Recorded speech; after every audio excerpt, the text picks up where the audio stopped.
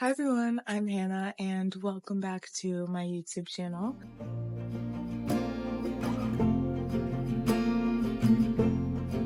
Today we are going to be doing a July reading wrap up. I read 4 physical books in the month of July and 1 on my Kindle phone. I read on the Kindle app on my phone. I also want to show these 3 little bookshelves that my boyfriend put up for me. I am staying with him for a month or so to save money. I just moved out of my apartment, my college apartment, so all my books are kind of in boxes right now except for the few that I've put up here. So that's why videos have been slow, but I'm going to be picking it up here. I have a lot of ideas that I'm really excited to try for you guys. So yeah. Okay, we're gonna go in order of how I read these books this month. I'm gonna give you guys the rating, a little summary, and how I felt about the book. So first, we started off the month very, very strong, and I read Wildfire by Hannah Grace. If you don't know, this is the second book in the Maple Hills series. The first book is Icebreaker, and this follows Russ and Aurora. Russ is on the hockey team. He was friends with Nate from the first book.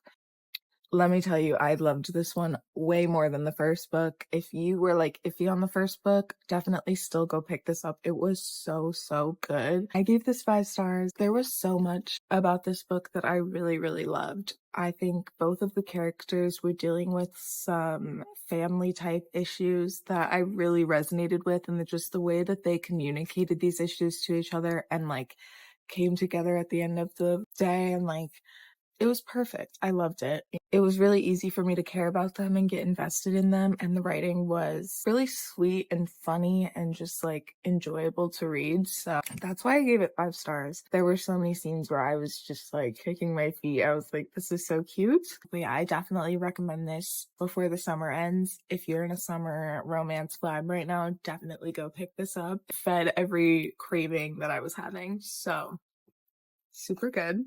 Okay, next we have one that was very anticipated for me for the entire year, and that was Reckless by Lauren Roberts. This is the second book in the Powerless series, or Powerless trilogy. I believe there's going to be one more book. So there is a novella that I did not read, but loved this. I thought it was really, really good. There were some things that I was like, okay, this is getting a little repetitive, but the ending, I was like, I just wasn't paying attention to the specific plot point that kind of keys you into what's gonna happen at the end, and it was actually way more important than I thought it was. It was very different from what I expected her to do with this book, so I enjoyed it. I understand why there are people that were a little disappointed with this one, but I think the third one is gonna be insane, and I'm really excited. I believe I gave this just 4 stars. Okay,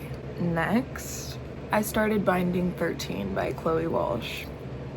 This series is going to destroy me. I already know it because the female main character in this book, her brother is in this very much, and he has his own 2 books coming up after, so.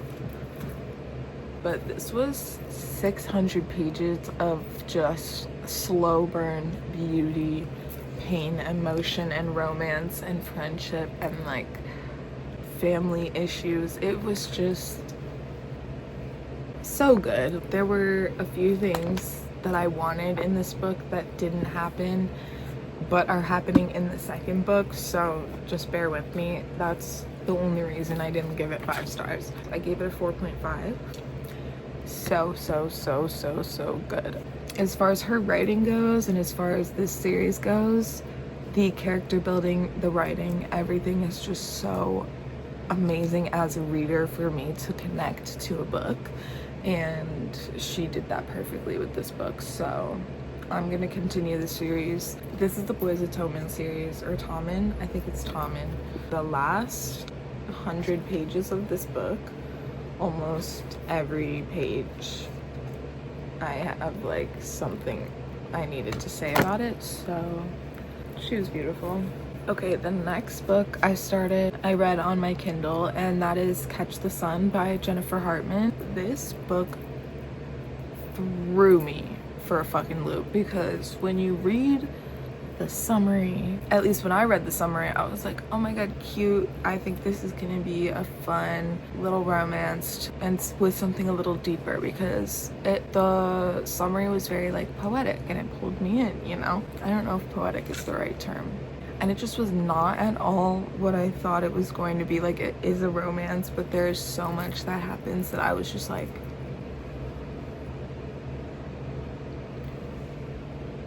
did I just pick up another book? Like, what is going on here? The writing was really good, I will say. I was just so confused at certain parts, and just like, not confused because of what was happening, but confused because I was like,